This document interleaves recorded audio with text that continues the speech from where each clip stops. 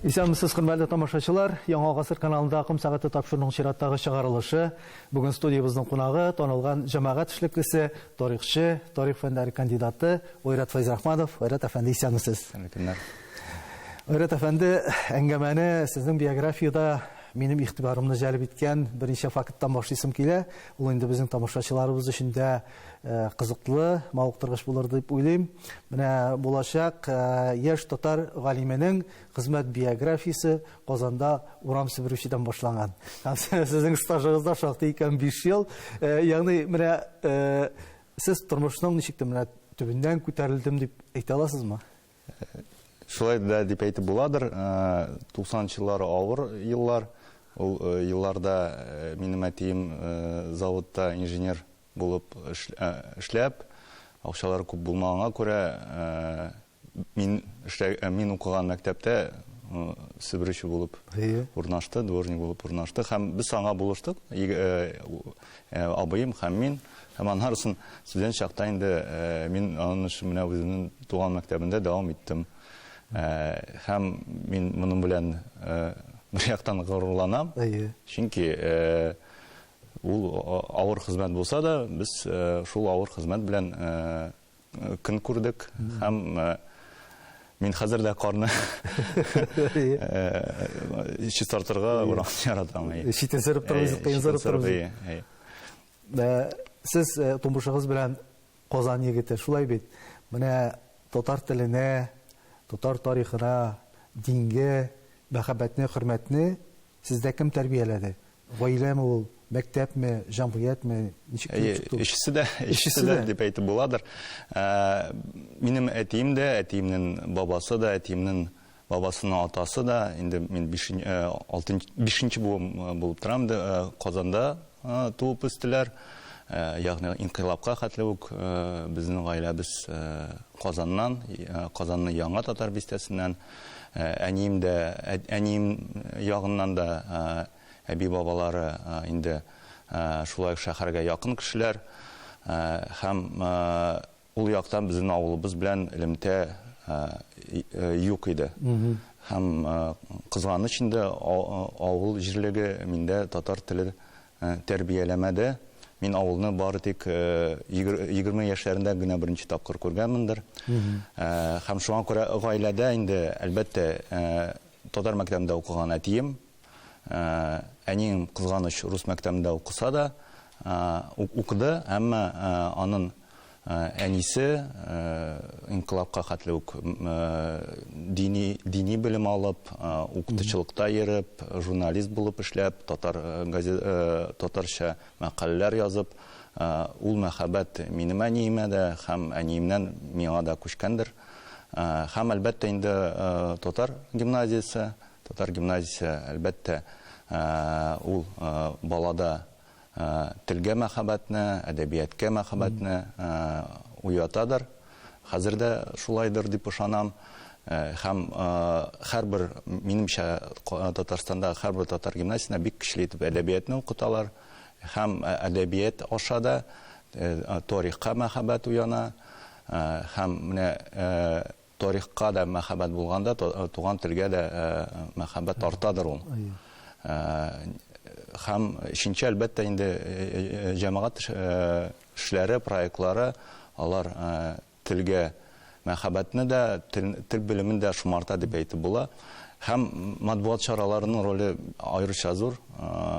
Телевидениене караганда, публицистиканы караганда, газетларны укыганда, матур әдәбиятны укыганда әлбәттә тел шомара бара. Шуңа күрә минемчә шәһәр шартларында да балада менә мондый мөмкинлекләр булганда татар теле ачыла ул.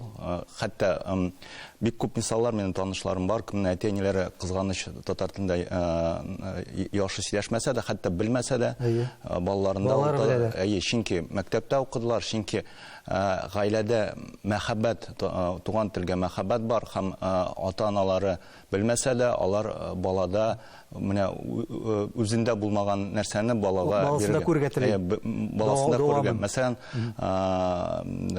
Звезда Положеның баш мөхәррире инде кызганыч инде мәрхүм аның улы Руслан бик яхшы татар телендә белә һәм татар телендә яза. Гәрчә аның әтисе татарча начар белгән булса да сөйләшми иде диярлек. Менә андый мисаллар, башка мисаллар да бар инде. Менә сез бит инде ничә буын шәһәр зыялылары, татар зыялылары буыны менә укыган вакытта бу татар теле белән кая барып була иде инде дигән андый фикерләр бар идеме әле сезнең укыган чорда? Киресенчә татар гимназиясында Ул вакытта күтәрелеш чоры. Күтәрелеш чоры 90-нчы еллар башы, киресенчә инде татар гимназиясына барып, син Татарстанда бик кирәкле кеше булырсың һәм ничектер син статусында югарырак булыр дигән фикер белән җәмгыять яшәде. Һәм Аллашка без әле андый чакларга эләкмәдек, татар теле белән кая барасың. Бүгенге шартларда әлбәттә бу сорау кешедә туарга мөмкин. Шул ук вакытта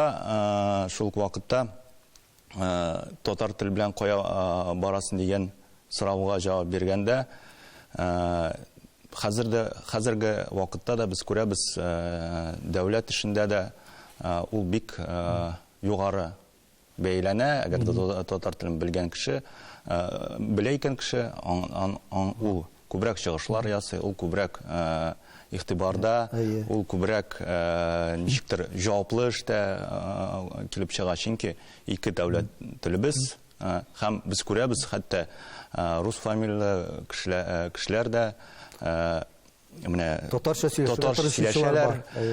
Тырышчы гына түгел, мәсәлән, безнең сәламәтлек саклау министрының урынбасары Жаворонков бик матур гына әдәби татар телендә сөйли. Безнең кызганыч инде мәрхүм сәнәгать министрының беренче урынбасары һәм анарсын Түбән Новгородта вице-губернатор булып эшләгән егетебез Носов, Игорь Носов бик матур гына татар телендә сөйли иде һәм бу үрнәк иде. Һәм менә бу үрнәк аша башкалар да татар телен белмәгән кешеләр уйлана башлыйлар иде. Һәм менә мондый мисаллар әле дә бар ул безнең, һәм бу мисалларны әлбәттә күрсәтергә кирәктер.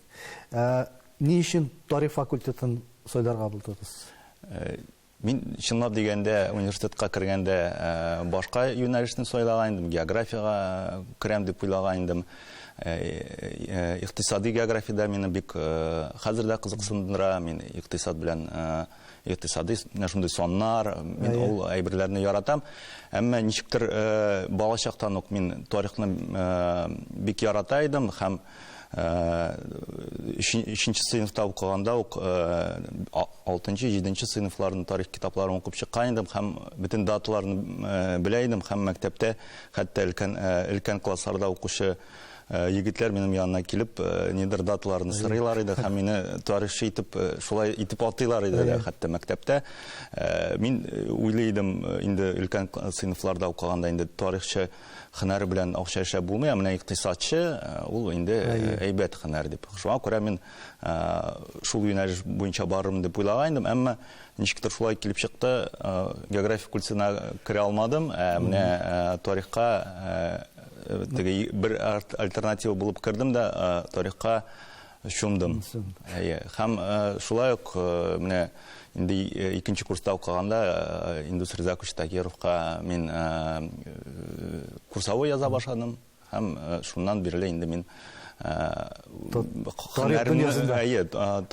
тарих белән алга таба да шөгыльләнермен дип уйлый башладым инде. Менә Индустрия Закучны сез искә алып үттегез, ул бит сезнең кандидатлык диссертациягызда фәнни җитәкче дә булган. Мәгълүм ки тарих фәннәре докторы, академик Индус Тахиров ул үз чорында Бөтендөнья татар конгрессының беренче җитәкчесе иде, шулай бит. Менә тарихчы буларак та, галим буларак та, җәмәгать эшлеклесе буларак та әлеге шәхеснең сезгә йогынтысы зур булдымы? Әлбәттә, хәтта мәктәп чагында ук аның китапларын китапханаларда күреп, укып, мен бик еш үземнең Дәрвиш бистәсендәге китапханәгә йөридем, һәм андагы тарихи китапларны укыйдым. Һәм алар арасында әлбәттә Индус Ризаковичның китаплары иде. Һәм минем өчен мәктәптә укыганда ул бер легенда иде. Һәм тарих укытуда килгәч, мин аның кабинетін күргәч, уйлап куйдым әле, менә шундый легендалар әле бездә укытырмы икән. Һәм шулай килеп чыкты, икенче курста инде ул безнең төркемнәр белән танышып, инде тарих буенча лекциялар укый башлады, һәм анарда әле курсовойда язып була дигән фикергә килдем, һәм аңа үзем килеп, мөмкинмесе дә курсовой язарга дип рөхсәт алдым. Һәм әлбәттә аның тәэсире алга таба да җәмәгать эше өлкәсендә дә аның тәэсире зур иде, һәм мин аның бөтен чыгышларын бик җентекләп танышып, аның фикерләре белән танышып, әлбәттә бу фикерләр нигезендә үземнең дә мәкаләләрне язам дип әйтеп була. Бер яктан караганда, сез берникадәр Индус Таһировның менә юлын да кабатлыйсыз кебек, үзегезнең укытучыгызның әйтеп үткәнемчә инде ул менә Бөтендөнья татар конгрессының беренче җитәкчесе булды. Сез дә заманында Бөтендөнья татар конгрессында Бөтендөнья яшьләр форумының рәисенең беренче урынбасары булып озак еллар гына эшләдегез. Әйме, менә әлеге җәмәгать эшендә дип әйттек, әле эшләргә сезнең мөмкинлек бар идеме, юкмы дәвам итәргә? Әйе, мөмкинлек бар иде, һәм хәзердә мин элемтәне югалтмыйм, элемтә гел чараларында булам, киңәшләр белән бәлки булышам, кайдадыр оештыру сораулары белән шөгыльләнәм. Мин әле җәмәгать эшендә эшемне ташламадым дип әйтеп була, һәм хәзерге вакытта эшләгәндә дә минем юнәлешем җәмәгать оешмалары белән арадашлык итү юнәлеше. Шуңа күрә бу минем бер миссия дип аны күрәм. Ничек кенә язмышлар булмасын, җәмәгать эшләре белән шөгыльләнергә тырышырмын дип уйлыйм. Һәм милләтемә, халкыма, ватаныма файдалы кеше булырмын дип өметләнәм. Бу минем төп максатым. Ниндер зур вазифалар түгел. Зур вазифалар, ул максат булырга мөмкин нәрсә түгелдер. Ул сиңа ниндер йомшак кына кәнәфи бирәдер. Менә тормыш нәтиҗәсен ясаганда төп нәрсә ул син эшләгән эшен булырга тиештер. Һәм нинди генә вазифада син булмасын, вазифанда булмаса, һәрбер син урам субырычы булсаң да, син күп кенә файдалы эшләргә мөмкинсең. Менә без әйтәбез бит инде аталар һәм балалар проблемасы дип, ул инде безнең менә шулай гомер буенча килә торган шундый сүзсезме. Менә Бөтендөнья татар конгрессына кагылышлы менә шушы аталар һәм балалар проблемасы ни дәрәҗәдә дип сорыйм сездән. Ни өчен? Чөнки сез менә шушы татар халкының үсеш стратегиясе эшләгән чорда, менә шушы документны эшләү дәверендә бу эшкә яшьләр азрак җәлеп ителә, яисә бөтенләй җәлеп ителми дигәнрәк фикер әйткән буласыз мәкаләгездә. Әйе, буыннар проблемасы бар, ул проблема зур дип уйлыйм.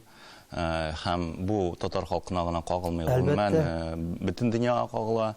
Чөнки яшьләрнең өчен барлыкны кабул итү башкача, телләре башкача, гомумән дөньяны тасвирлый торган телләре, аңлау башкача. Һәм ул төрле форматларга китерә, ягъни мәдәният өлкәсе булсынмы, тел проектлары булсынмы, яшәргә башка форматлар кирәк. Һәм кызганыч, бүгенге вакытта да ниндер планнарны карасак, ул күбрәк өлкәнрәк буынга караган проектлар булып тора. Һәм хәтта балалар өчен дә эшләнелгән күп кенә фестивальләр, ул еш очракта өлкәннәр менә балаларда нәрсә күрергә тели шул тормышка ашырыла. Хәзерге менә әле генә менә бу елларда балалар өчен сөйләргә тиеш дигән фикер барлыкка килә башлады. Һәм әлбәттә бу фикер нидер проектларга да әверелер, нидер гомумән фәлсәфәне бәлки бераз яшьләр ягына борыр дип уйлыйм. Безнең мәдәният министрлыгында да андый проектлар барлыкка килә башлады. Менә бу өлкән буын белән яшь буын арасында менә бу урта буын бар бит әле. Менә бу урта буынны ничек саклап калырга? Ну, миңа калса менә урта буын дигәндә, әлбәттә, мәсәлән, 45 яшькә хәтле дип әйтикме? Алар күбрәк яшьләр форматында фикерли. Шуңа күрә менә буыннар айырмасы дигәндә урта буын белән өлкән буын арасы күбрәктер. Менә бүгенге 45-леләр һәм 20 яшьләр арасында. Әгәр дә чагыштырсаң, 40 яшьләр тирәсендәгеләр, алар 60-65 яшьлекләр белән миңа калса җәмәгать эшендә алар нык аерыла. Гомумән карашлары белән, форматлары белән, заманча сүзе кулланганда инде ул менә безгә урта буынга карыйдыр. Мин әйтмим, өлкән буынның тәҗрибәсе ул аны кире кагарга кирәк дип, өлкән буынның тәҗрибәсе ул башка һәм безгә килешми. Юк, бу өлкән буынның тәҗрибәсен бары тик башка форматлар ярдәмендә, башка тел дип әйтим, яшьләр теле аркылы яшь буынга җиткереп була. Һәм моның бик тә кызыклы бер мисалы, менә безнең бар альтернатив музыка дип без аны ешчыракта атыйбыз. Ильяс Гафаровлар, Ями Music музыка лейблы. Алар мәсәлән күптән түгел генә Илһам Шакировка багышлап зур концерт ясадылар. Һәм анда аранжировкалар ярдәмендә, заманча музыка ярдәмендә аның мирасын яшьләргә күрсәттеләр. Һәм зал 2 концерт узды, зал филармониядә туп-тулы иде. Хәтта баскычларда да утыралар иде. Һәм аудиторияның төпелеше яшьләр һәм менә урта буын булды. Һәм димәк, Илһам Шакировның мирасы яшьләр өчен, хәтта мин арасында татар телен бик яхшы белмәгән яшьләрне дә күргәләдем. Алар өчен бу мирас актуаль, бары тик аның телен бераз менә форматларын бераз үзгәртү кирәктер дип уйлыйм. Бер цитата сезнең язмагыздан: "Милли сәясәтнең төп элементы буларак саналган Сабантуй вакыты инде узды. Татарларны яраталар, хөрмәт итәләр, әмма милли мәгарифсез алар 2-3 буыннан соң юкка чыгачак." Ягъни безне 2-3 буыннан соң сувенир милләт буларак калу куркыныч ягъни дигән сүзме? Хәтта 2-3 буында түгелдер, хәтта тизрәк тә бу вакыт килеп җитәргә мөмкин. Һәрберебез моңа шаһиттер. Хәтта авылларда да инде кайвакыт балалар арасында урысча күчә, хәтта татар дип саналган район үзәкләрендәге балалар кайвакыт татар телендә бик кыен сөйләшергә мөмкин. Бу бик тә аяныч хәл. Һәм бары тик алгарышлы милли мәгариф ситуацияны коткара ала дип уйлыйм. Һәм моңга бер мисал булып, башка безнең кебек халыкларның үрнәге булырга мөмкин. Ул булсын Европада, ул булсын менә шундый җирле халыклар, күп санлы халыклар түгел, менә икенче, өченче халык дәүләттә икенче, өченче халык булган милләтләр моңа мисал булырга мөмкин. Алар ул үрнәкләр күп булмаса да, бу үрнәкләр алар бар, алар мәгълүм, аларның тәҗрибәсе ачык, һәм аларның нигез ташы нәкъ үз телләрендәге мәгариф булып тора.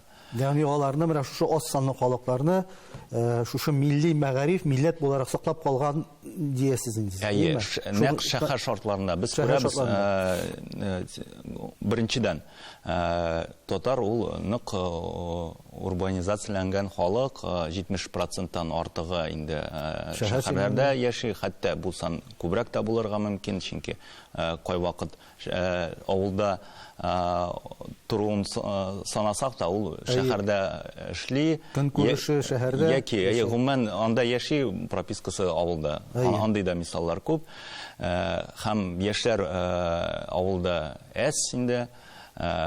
Әлбәттә, авыл белән элемтәне ныгыту мөһим. Әлбәттә, авыл ул милләтебезнең чишмә башы. Бу чишмә башы кырылса, әлбәттә милләтебезнең яшәеше мөмкин түгел. Әмма чишмә башыннан сын чишмәнең дәвамы бар. Инешләре бар, елгалары бар, диңгезләре бар.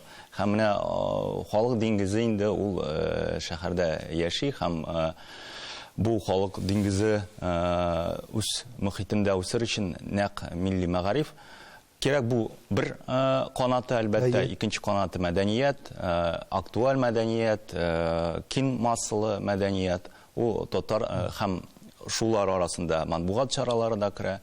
Менә бу ике канат булганда, әлбәттә, милләтебез яшәячәк, башы инде аның идеологиясе, тарихи үзәне, гомумән үзәне.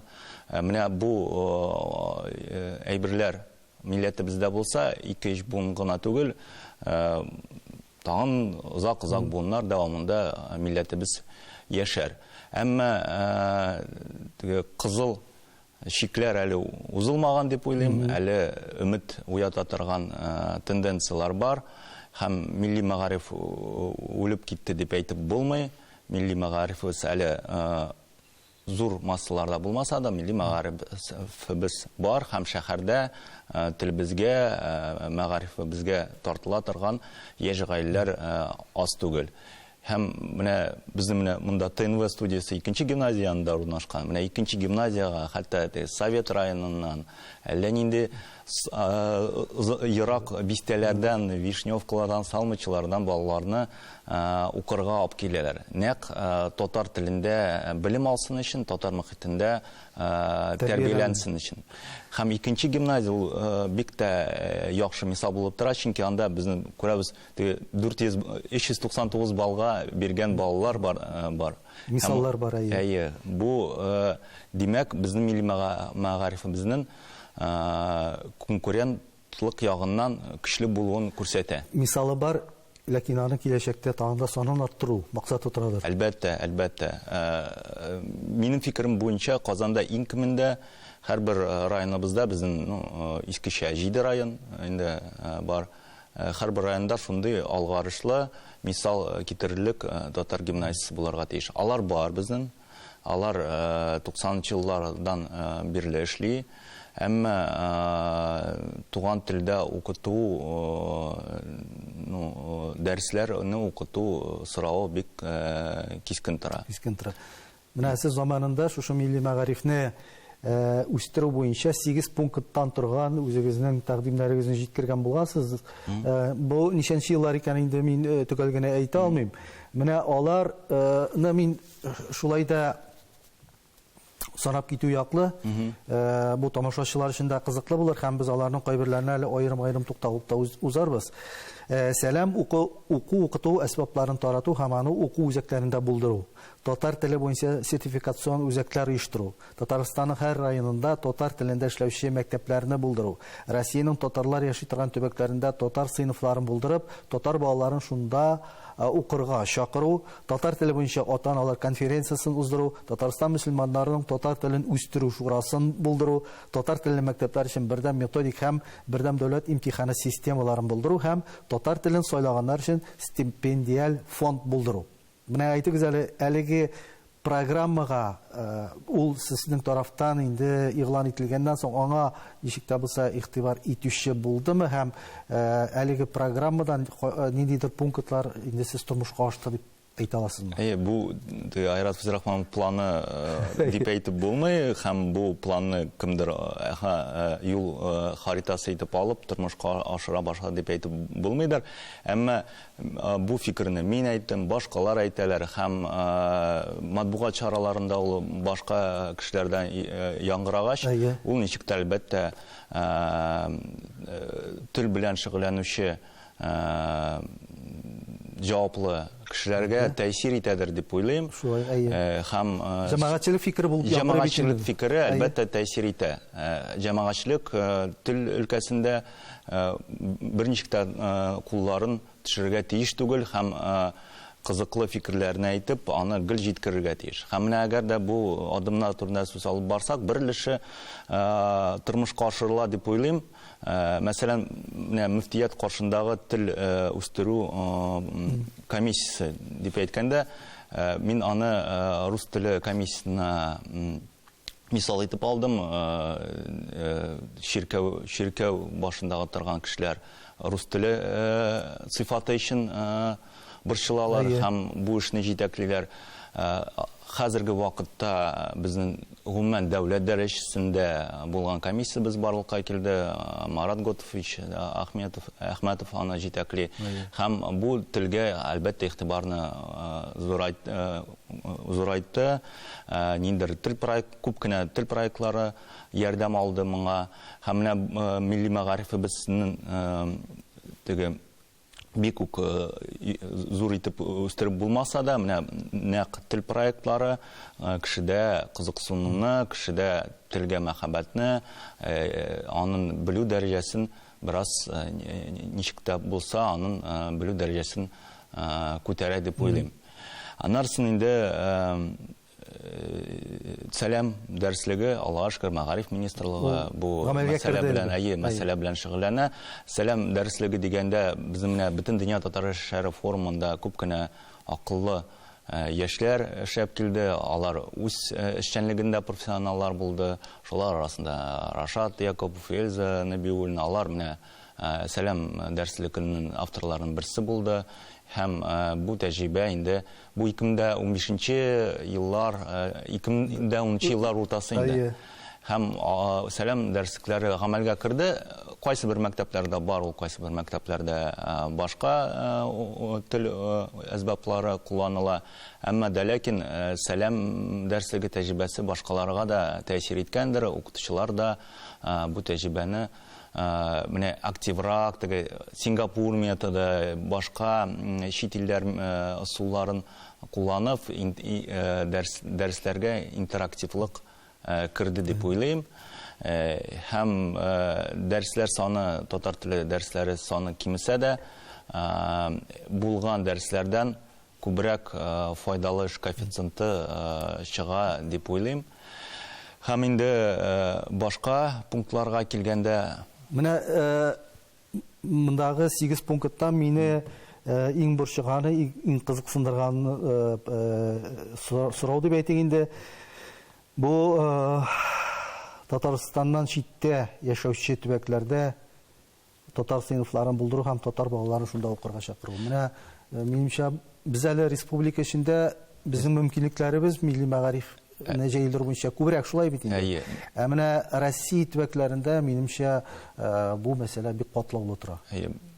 Һәрберебез беләбездер, татар халкының төпелеше ул Татарстанда түгел, Татарстаннан тыш төбәкләрдә яши һәм ул сан кызганыч кими бара.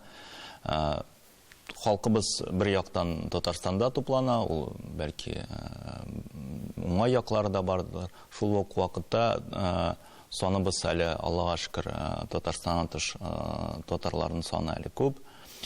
Һәм андый мисаллар бар, мәсәлән, Сарытауда, Самарада, Мәскәүдә татар сыйныфлары бар. Һәм алар Татарстаныбыз ул балаларны җыя, олимпиадалар ясый, конкурслар ясый. Бөтен дөнья татар конгрессы да алар белән шөгыльләнә, автономиябыз да алар белән шөгыльләнә, тел лагерьларын ясый, сәләтләр лагерьлары бар. Әмма кызганыч ул җитеп бетми кебек. Санаулы берничә генә бит бик санаулы мисаллар. Һәм монда инде бер яктан бөтен дөнья татар конгрессының дәүләтебезнең дә игътибары кирәктер, аерым ниндер подпрограмма кебек нәрсәләр кирәктер. Шул ук вакытта җәмәгатьчелектән тыш моны берничек тә эшләп булмый. Бары тик кенә татар ата-аналарын кызыксындырып, телнең гәрчә үзләре татар телен белмәсәләр дә, аларда телгә мәхәббәт уятып, балаларыгызны менә мондый сыйныфларга туплап өндәүче кешеләр җитеп бетми. Андый кешеләр 90-80 еллар ахырында, хәтта совет заманында да андый кешеләр барды, татар сыйныфларын эшләгән. Менә безнең дәрвишләрдә 70-нче еллардан да йөргән кешеләр бар иде, 60-нчы елларда. Куркырга кирәкми, кануннарыбыз әле бар. Безгә бит кануннар рөхсәт итә. Шулай бит. Бәлки монда безнең үзебезнең активлык җитмидер һәм ничектер менә башлап йөрүчеләр үзегез әйтмешли. Барбыр бит инде шәхескә бәйләнгән. Әйе, шәхестән бик күп тора. Шәхестән тора. Сез бер мәкаләгездә милләт 5 баганадан тора дигәнсез. Ул да булса милли үзаң, тарихны белү, тел, дин, мәдәният. Менә безнең татарларыбыз арасында шушы 5 баганасы да булган татарларыбыз ничә процентны тәшкил итә микән? Чагыштыру өчен генә әйтеп буламы шуны, юкмы? Мин бу багана дигәндә бит, мәсәлән, нидер түбә образын алсак, бу түбә 5 баганада тора мәсәлән. Мин шәхсән үзем генә дә менә шушыны укыганнан соң, күз төшергәннән соң үземә карата фикерлей башладым да, 5 багана әйтәм, миндә 5-се дә бармы? Әле минем үземдә мәсәлән 5 багана юк. Дөресен генә әйткәндә. Ну, һәрбер багана эчендә дип әйтим, үзенең баганалары бар инде. Мәсәлән, телне алсак, туган телне алсак, татар телебезне алсак, никадәр син күпме син татар әсәрләрен укыдың? Менә белмим, син Әмирхан Никинең матурлыгын укыдыңмы? Син әйтелмәгән васыятны укыдыңмы? Син Хади Такташның шигырьләрен беләсезме? Тукай һәм Җәлил белән генә шикләнмәсәк инде. Син Хәсән Туфанның шигырьләрен беләсезме? Кайсы шигырьләрне син яттан беләсезме? Менә шундый сораулар да бирергә тиештер. Башта син, әгәр дә синең телен камил дәрәҗәдә түгел икән, аны нидер курслар ярдәмендә шомартып, аннан әдәбият турында да уйланырга мөмкинсең. Әгәр дә син менә бу китапларны, әсәрләрне укыдың, кайсы әсәрләрне мин укымадым. Театрда барлык классика әсәрләрен күреп өлгердемме? Яңалык театр дөньясында булган яңа әсәрләрне мин күрә алдым. Менә андый сораулар да уянырга тиеш. Хәтта татар телен камил дәрәҗәдә, мин камил дәрәҗәдә кызганыч әле аны белмим. Камил дәрәҗәдә белгән кеше хәтта андый сораулар үзеңгә карата бирергә тиештер. Кайсысын без иң мөһиме дип әйтә алабыз? Аерып чыгарга мөмкинме? Кайсында булса, менә бу багана иң мөһиме. Моннан башка милләт тоткасы юк дип. Әлбәттә, төп нигезе ул үзан була. Үзан булса, хәтта телен белмәгән кеше дә аннарсын тел белән кызыксынырга мөмкин, яки балаларда бу мәхәббәтне уятырга мөмкин. Менә шушы тарихта, диндә, телдә, мәдәниятта алар шушы милли үзаңны формалаштыруда турыдан-туры катнашалар түгелме? Тарихны укымыйча, телне белмичә дә гурланып, мин татар дип йөрүче кешеләр аз түгел. Һәм алар ничектер ул, бәлки гаиләдә ул горурлык барлыгы килгән, бәлки ул кайндыр ишетеп кенә беләдер, яки гомумән күршесенә карап, чеченнарга карап, чеченнарның горурлыгын күреп, үз милләте белән уйлана башлый үзенең милләте турында. Һәм аннарсын бу үзан бәлки ул тормыш дәвамында формалашып, ул башка менә бу баганаларга тартыла дип уйлыйм. Багана терминын кулланмасак, фәндә этник маркерлар дигән нәрсә бар. Ягъни ул нидер теге бер җыелма, менә ул маркерлар, бөтен маркерларда татар кешесендә булырга тиеш дигән нәрсә түгел. Менә мин Түбәтәйдә утырмыйм, Түбәтәй ул бер маркер булып тора. Кемдер өчен Түбәтәй бик мөһим, милли кием бик мөһим, кемдер өчен тел, иң беренче чиратта тел һәм башкалар ул бик үк мөһим түгелдер. Кемдер өчен беренче урында тарих булырга мөмкин. Һәм бу барлык карашлар да алар игътибарга лаек һәм алар дөрес дип әйтеп була. Мәсәлән, безнең балаларыбыз әйтик, мәктәптә рус телендә укыйлар, фәннәрне рус телендә үзләштерәләр, русча фикерлиләр, әйеме?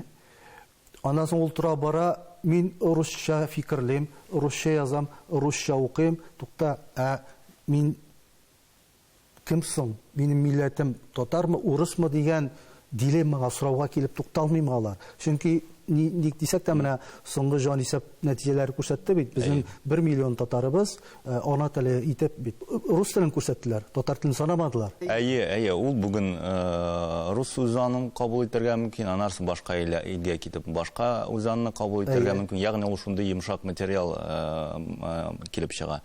Әлбәттә, тел ул бер киртә, телне белү ул бер киртә булып тора. Син теге үзанны формалаштыруда, үзанны югалтмауда. Әмма бу кешедән тора инде. Кемдәдер кайсыдыр гаиләдә телне югалту үзанны югалтуга китермәде. Әмма күпчелек очракта әлбәттә телне югалту ул анарсын башка буыннарда динне югалтуга, үзанны югалтуга китерә. Шул ук вакытта еш чиракта менә татар телен бик үк яхшы белмәгән татар җәмәгатьчелеге Ирландия мәсәлән мисалын китерәләр, башка илләрнең мисалын китерә. Менә телләрен югалтулар диярлек, менә Ирландия ул суверен дәүләт булса да, үз телләрендә сөйләшүче кеше бик аз калды.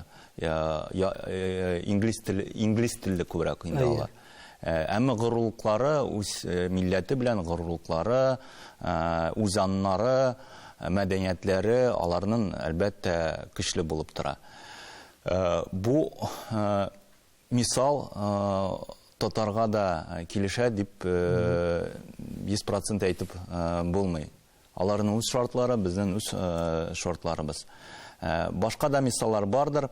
Әлбәттә, татар телен белмәгән, әмма үзаны көчле булган татарлар, алар булачак алга табада, һәм алар үзенә күрә бер феномен да барлыкка килде. Татар фикерле, әмма рус телле әдәбиятыбыз.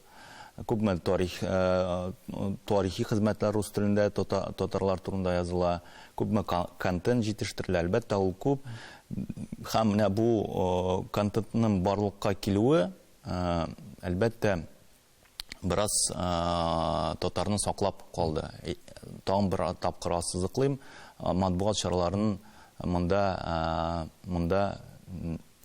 роле бик зур. Һәм әлбәттә татар эчтәлекле матбугат чараларын кимемәскә мөмкин, кимергә тиеш түгел. Әмма рус телле, татар фикерле матбугат проектлары алар шулай күрсәргә тиеш. Һәм бүген ул рус телендә мәкаләне укып, рус телендә телебез турындагы, туган телебез турындагы мәкаләләрне укып, ул телебезгә тартыла башлый. Кабаттан сезнең менә язмаларыгызга игътибар итеп, сез кичекмәстән хәл ителергә тиешле генә түгел, кичекмәстән менә бу проблемаларга игътибарны юнәлтергә кирәк дип, татар өчен 20 проблеманы күтәреп чыккансыз. Олар бик шактый күләмле, һәм безнең яшәешебезнең, мәдәниятебезнең һәм башка тармакларны үз иченә ала. Мин инде аларның 20-сен дә без санап сөйләшә башласак, монда бер генә түгел, берничә тапшыру кирәк булыр иде. Кайберләрен менә мин аның ассызыклап куйдым. моңарчы яңгырамаганрак фикерләргә китерә торган параграфларны дип әйтик инде. Без инде милли мәгариф турында сөйләштек, татар авыллары турында сөйләштек. Менә исламофобия бер пункты тора аның, әйме. Ни дәрәҗәдә әлеге проблема кискен тора безнең өчен? Миңа калса, хәзер бераз гына түгел фикерләр үзгәрә башлады. Үзгәрә башлады, әйе. Беренчедән, бер яктан ул дәүләт сәясәтендә, икенче яктан гомумән мөселман саны арта башлады һәм безнең Урта Азиядан килүчеләр саны да артты. Һәм бу да кешегә тәэсир итә, ул аларның көн күрешен күрә, ул аларның еш очракта тәртипле һәм яхшы гына эшли алуын күрә, һәм исламның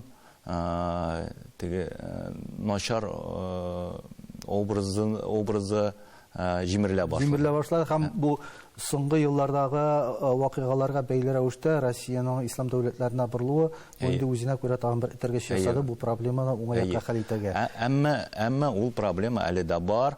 Миңа калса, бу наралмашы да моңа тәэсир итәчәк. Гомумән яшьләр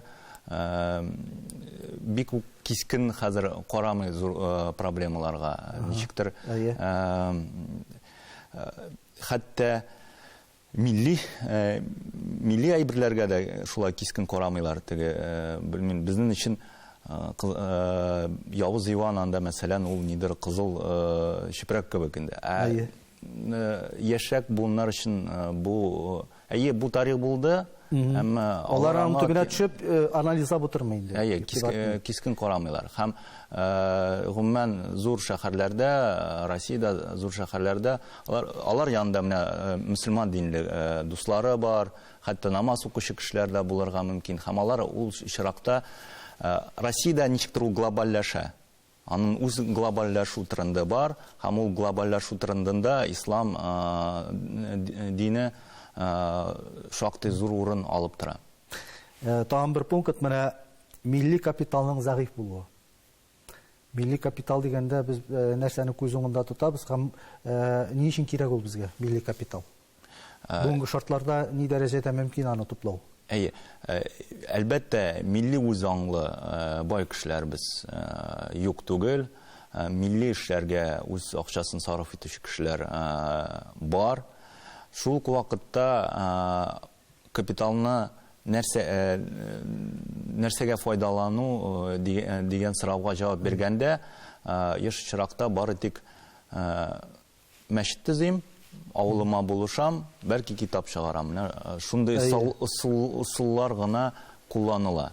Татар мәктәбенә булышып, иң мөһиме татар телендә укыткан укытучыларга булышып, укучыларга ниндер стипендиялар түләп, әле ул дәрәҗәгә безнең милләтебез җитмәде. 20-нче гасыр башында ул дәрәҗәгә җитте, әмма артка чигенеш булды һәм без бу әле позицияларыбызга кайтмадык. Аерым мисаллар бардыр, әмма алар күп түгел. Алар системалы түгел. Һәм менә байларыбызга, миңа калса, нидер татар байлары формада булырга тиеш. Эшмәкәрләр форма бар, һәм менә шундый бәлки ул нидер ябык рәвештә булырга мөмкиндер, әмма менә татар байларына менә бу юлларны да күрсәтергә кирәк. Һәм алар еш чиракта шундый фикерләрдә ишетәм андый кешеләрдән, менә булыштым берни килеп чыкмады. Татар үзе үз теленә мәхәббәте юк, ни өчен мин нәтиҗә юк дигән фикер. Нәтиҗә юк. Әлбәттә, системалы адымнар гына булса, озак еллар гына син булышсаң, аның нәтиҗәсе булыр. Менә аның турында да фикер йөртергә кирәк. Милли кеше капиталының кимүе. Без бит инде бу очракта милли кадрлар турында сөйләшергә тиеш булабыздыр. Димәк, ул безнең кимүгә таба барамы? Әлбәттә, бу шулай глобаль проблема. Әлбәттә, күп кенә юнәлешләрдә деградация күренешләре дә булырга мөмкин.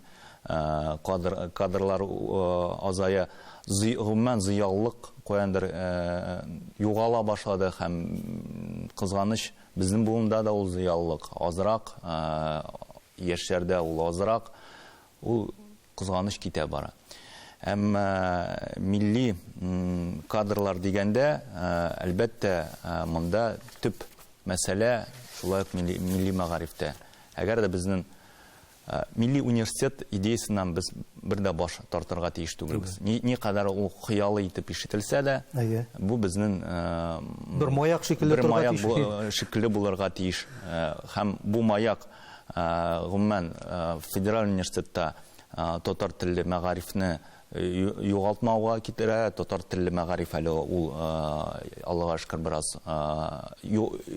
югары белем системасында ул әле бар. Һәм милли университет, менә шундый яки милли университетка якын булган структуралар ярдәмендә генә без милли кадрларны барлык әзерли алабыз. Һәм ул бары тик 4 еллык яки анда 2 еллык магистрлык программалары ярдәмендә генә түгел, ул бар безнең квалификацияны күтәрү системасы, ул анда шундый кыска вакытлы курслар бар, ул безнең переподготовка дигән нәрсә, һәм шул системага инде нисбәтле без Ачык университет исемле проектны башлап җибәрдек 2018 елда, һәм без күп кенә менә елга бер 7-8 безнең курс барлыкка килә. Хәзер инде яшьләр моны бездән соң килгән яшьләр моны дәвам итә, һәм бу курсларны караучылар саны аз түгел. Гомумән безнең менә бу курслар аша төрле дәресләрне караган һәм курсны узган кешеләр саны 5000-гә якын. Бу миңа калса бик яхшы сан булып тора. Бигрәктән дә тарих курсларын яраталар. Әмма бу санны әлбәттә артырга кирәк, бу системаны күбрәк кешегә җәлдерергә кирәк. Һәм без инде бу курслар акырында инде хәтта диплом биреп, бу кешеләргә кагаз булуы шулай ук мөһим. Менә бу квалификацияны күтәрү системасында татар телен артырга кирәк. Һәм бу шулай милли мәгарифнең бер баганасы булып тора. Ойрат әфәнде, бик зур рәхмәт сезгә менә шундый эчтәлекле әңгәмәгез өчен. Сезгә инде фәнни юнәлештә дә, иҗтимагый юнәлештә дә эшегездә уңышлар теләп калабыз. Һәм әле безнең очрашуыбыз беренчесе һәм соңгысы булмасын. Рәхмәт сезгә, үзегезгә.